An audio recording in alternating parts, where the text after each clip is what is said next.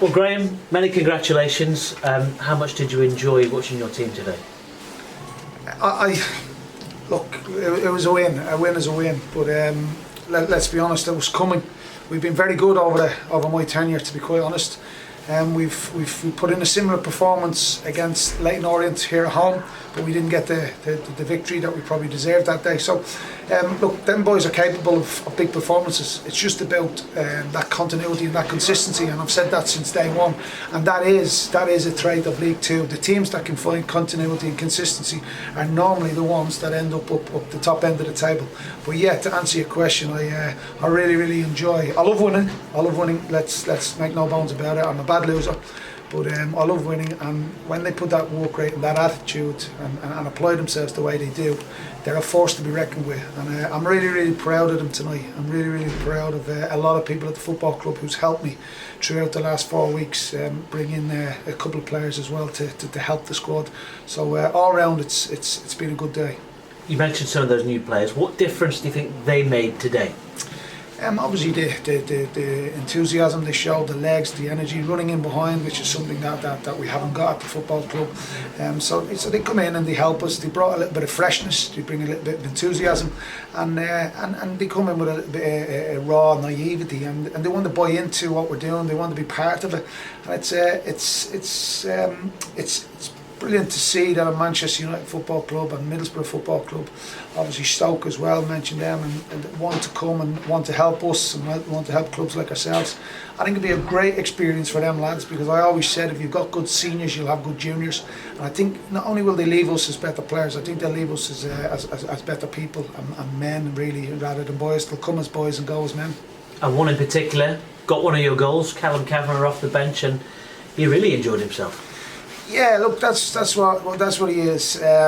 He wasn't happy. He didn't start. We were very close to losing Cav pre-kick-off because of paperwork and logistics and legislation. We didn't know until the last minute today whether we could play him, whether we could use him. So obviously he's picked up his goal, and that's what he does. He runs in behind, he pulls on shoulders, and it's nice to see. It's refreshing to see young lads play that way, because a lot of young lads nowadays want to play in defeat and want to play in these pockets. But it's great to see a good old-fashioned centre forward, as is Charlie as well, wanting to run on behind, wanting to run channels, wanting to go down the sides of centre halves, and just stretching the game, which allows our midfielders a little bit more space to play in.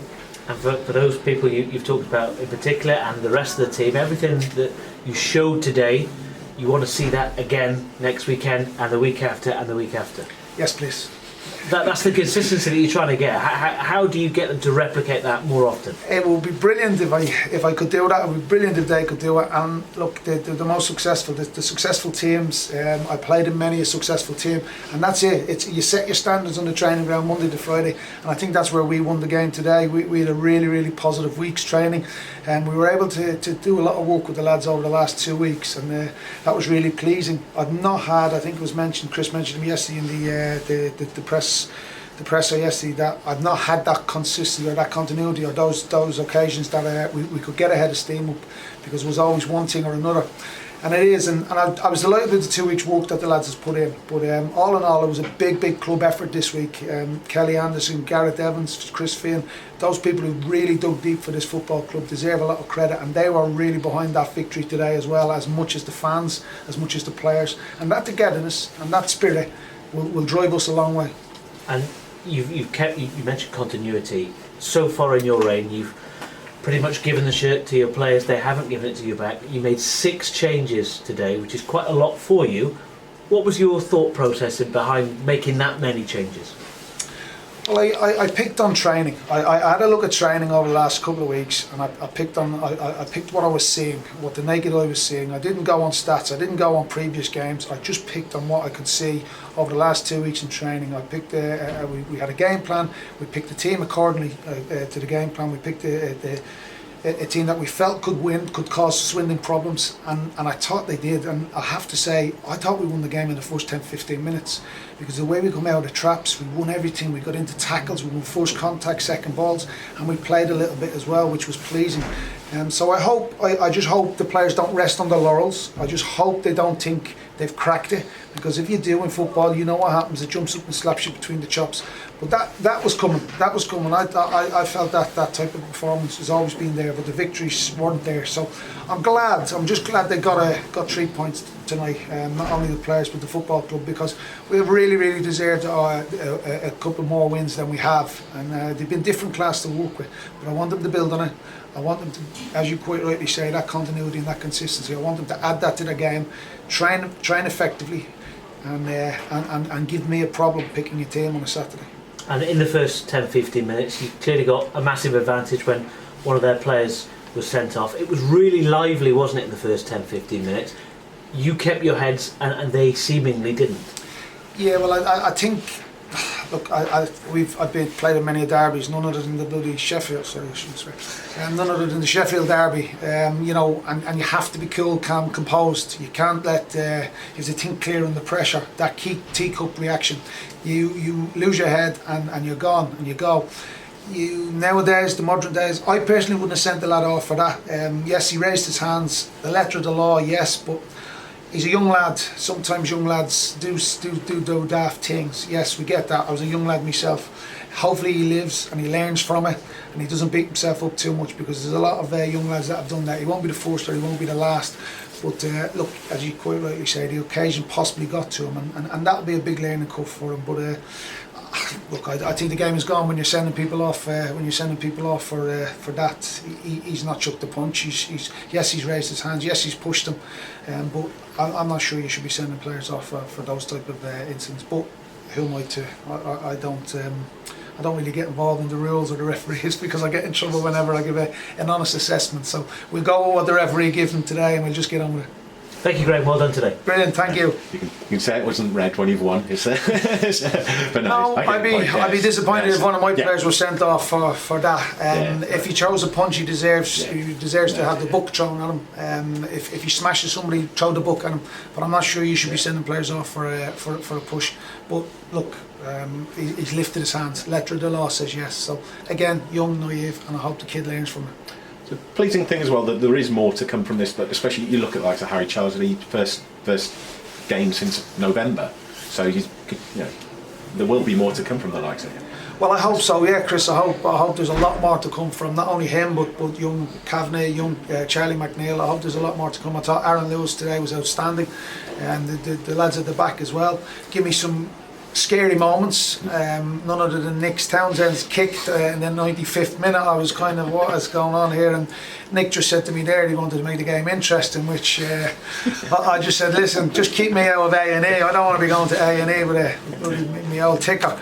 But yeah, look, there is more to come, as you say, hopefully. But we've been here before. Look, we've won games before, and we've not pushed on. Now the trick is to try and get a little bit of momentum, try and get a bit of consistency, continuity, and try and build upon it. Try and put a little run together. That's the trick. That's the key. But like I say, I'm not getting too carried away. We've been here before. We've won a couple of games in the past, and we've not really turned up on the following week. So that's the challenge for the dressing room. That's the challenge for the lads. Was that the needlessly sort of nervy end? Was that just a nature of a side that have had a few too many draws and haven't closed it out? Do you think that's? You'll build on that now because you've got that win under your belt, hopefully. Yeah, exactly, and you hit the nail on the head there. You probably noticed you end up a team that's not so much, we ended up sinking, and I don't see a reason for us sinking. We ended up sitting on the edge of our own box. Now, them reasons could be confidence, them reasons could be not winning games, them reasons could be tiredness because we've not played in a couple of weeks. So there's a couple of reasons there that they're not excuses, they're maybe reasons. So yeah, you see, we dropped deep. I wasn't comfortable with the last 15 minutes. I didn't like the way we dropped and we came off it. We stopped pressing, but I have to say, the tempo and the energy and the intensity levels that we played throughout the game, you're probably always going to get that at a stage in the game. That coupled with the couple of points I've made there. So yeah, it was probably going to happen. And you can't give Swindon top teams like that. You can't give them opportunities to score. So you give them and you get punished. But overall, it was pleasing. But yeah, the last 15 minutes was a little bit uncomfortable. I don't like the way we drop. We're a front foot team. We're not at our best when we sink and when we drop. We're at our best when we're on our front foot and we're in people's faces. We obviously know the identity now of the long-term injury. How much of a blow is it to lose Declan? Yeah, look, it's a blow. I tried my best to maybe keep it under wraps, and look, it's pretty impossible or hard to do nowadays. I alluded to yesterday in the press conference, but it's a blow. He's been very good for us. He's come on leaps and bounds. He's grown. He's developing really, really well. And it's cruel, it's harsh, but that's part of football. He'll come back and he'll be a stronger person for it. But he will be missed, not only on the pitch but off the pitch, because he's a massive character for us as well. And I wish him all the best. He's had his op this week, and I hope he gets back up on his feet and gets moving and gets going as quick as, because he's a real big player for us. Is it long term? Is it season ending? Long term? Well, it's only 12 weeks. Yeah, you're probably looking around 8 weeks. Oh. So again, you get back, get fit and things like that. So look, there's a possibility we could have him for a couple of games between in April. But it's more or less yet to end the season really. But if we get him back before that, that'll be a bonus. But we've put an 8 to 10 week time frame on it. Hopefully we won't need him. Is the hope, isn't it? That's very harsh. That's very harsh. He said that, not everybody. You know what I mean? You don't want to rush him though, is the key. Well, that's what look, the other thing, the other side of the coin is we've got, well, after today, 19 games in 12 weeks. So we will need everybody. Everybody will get game time. Everybody will be needed. Everybody will be called upon. So the more men, the more leaders, the more characters, the more good players we have, the better chance we have of winning more games. What is the injury, may I ask? He just had a little meniscus problem on his knee. It was the challenge up at Carlisle. I think it was the first half in Carlisle. And he, in fairness to him, he played on with it, didn't he? And he just was a little bit needed trimming on his knee. That's come away. So it's a meniscus problem that needed attention, needed an operation. And he's, like I said, 8 to 10 weeks. Do you have to be a little bit patient with some of the younger lads who have come in on loan in January for Callum and Matt is their first loan in proper senior men's football? Well, Callum had been out at Harrogate, obviously. That's where Charlie, sorry. I've seen Callum. That's how we've got Callum on our radar. I've seen him a couple of times at Harrogate, and he would have played against Joe when Joe was at Colchester. So that was one that we were very aware of. Charlie was another one that we've picked up and we've seen. But yeah, young lads. We've also got, don't forget, we've also got some young lads. Adam Lewis, Aaron Lewis, Nathan Mariah Walsh. You know, even Declan Drysdale. To be fair, Priestley Ferguson's not that old either. We do have some young lads. Will Evans in amongst us that are permanent. James Way. So there's plenty of young lads there to work with, and that's why I love coming in to work with these guys, because they're so enthusiastic. They want to listen. They want to learn.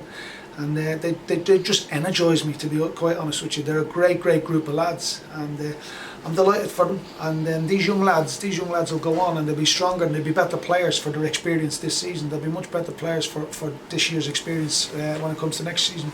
With the 3 points today before the 3 o'clock kick-offs, your 8 points clear the relegation zone, building a bit of distance between yourselves and the bottom 3. That must be encouraging. What are we off above us?